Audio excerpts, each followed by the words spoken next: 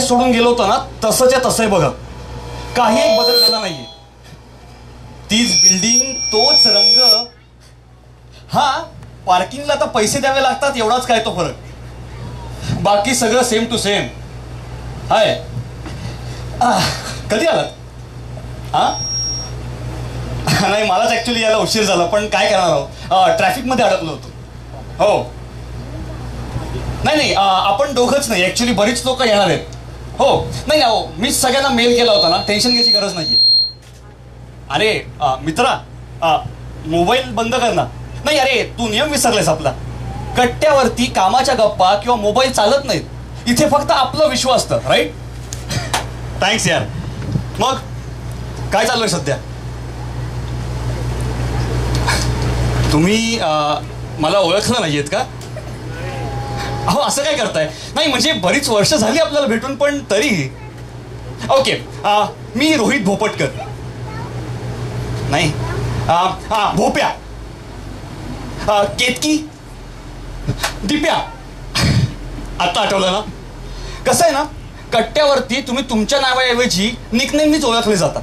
उदाहरणार्थ भोपटकरचं भोप्या होतं, किंवा सावरगावकरचं सावऱ्या होतं, किंवा कॉलेजमध्ये तुम्हाला ज्या मुलीवरनं चिडवण्यात येतं तिचं नाव, किंवा सर्वात बेस्ट म्हणजे तुमच्या वडिलांचं नाव. आणि एकदा का ती तुमची आयडेंटिटी ठरली ना, की आयुष्यभर तो शिक्का घेऊन फिरायला लागतं. घ्या, माझं हे असं होतं माहितीये. अहो नाही, म्हणजे कसं आहे, मी काहीतरी वेगळंच बोलणार होतो आणि वेगळंच बोलायला लागलो. कट्ट्याला ना हा एक शाप असतो म्हणायला हरकत नाही. कसं आहे, एका शिवीनंतर अचानक सब्जेक्टच बदलतात. म्हणजे सबमिशन पासून मुलींपर्यंत हे सब्जेक्ट कधीही निघू शकतात. आता मीच ठरवलं.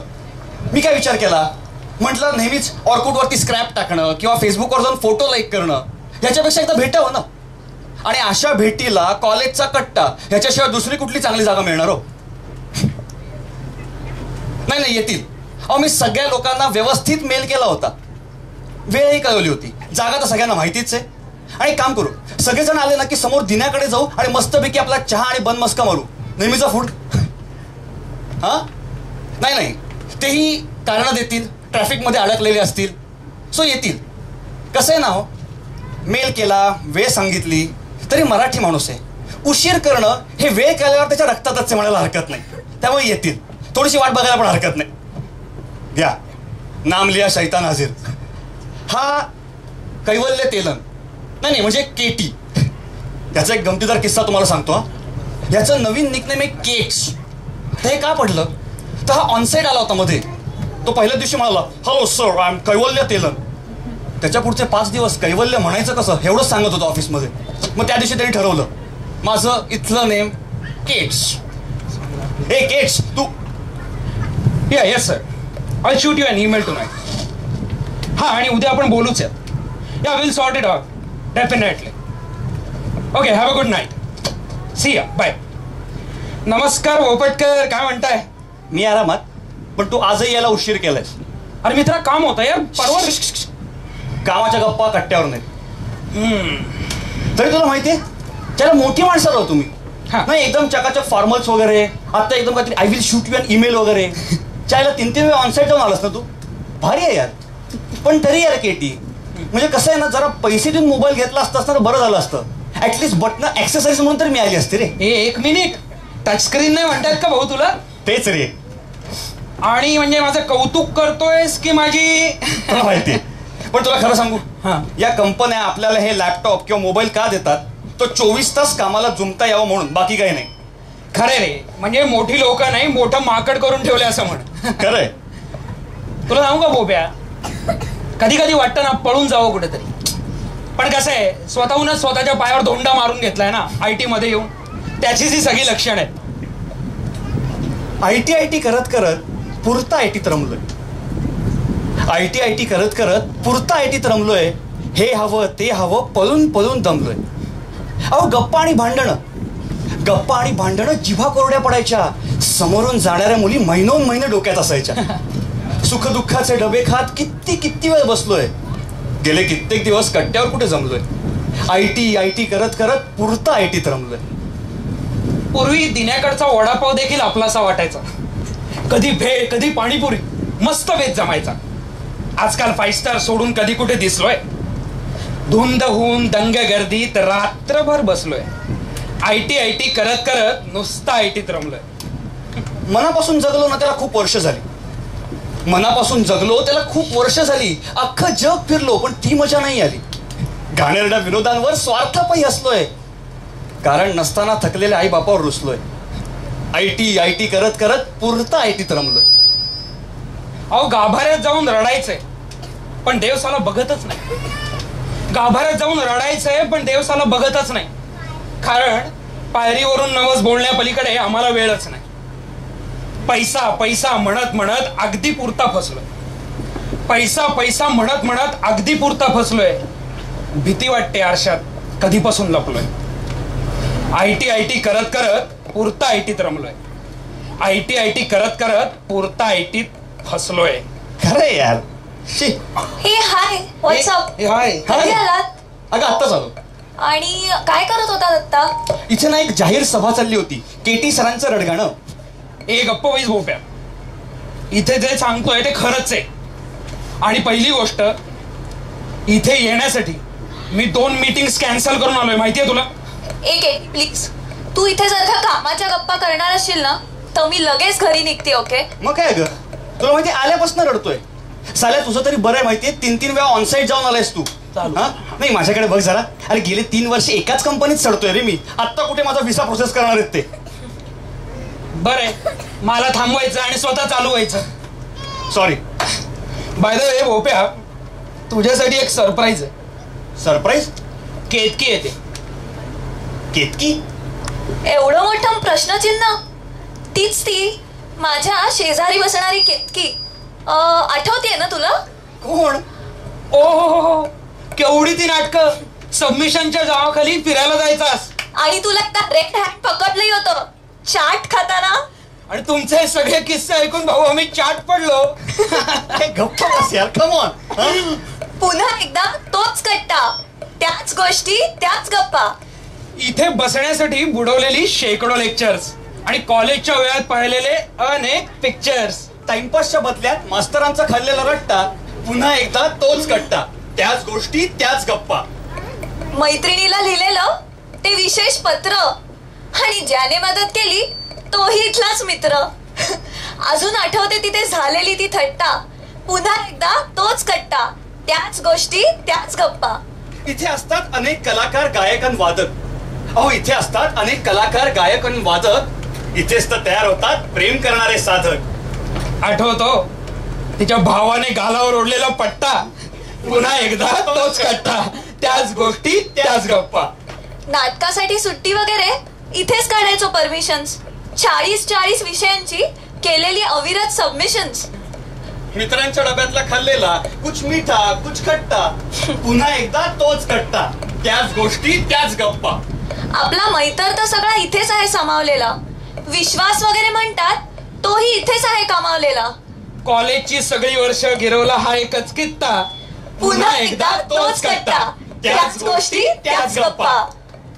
तुम्ही दोघंही ना खूप खडकलास आहात माहितीये का? नाही कसं आहे ना इमेल्सला रिप्लाय करत जायचं असतं. ड्राफ्टमध्ये सेव्ह नसतात करायचे. हे हे बघ. म्हणजे एक सेकंड. मी केलं होतं तुला रिप्लाय सुद्धा केला.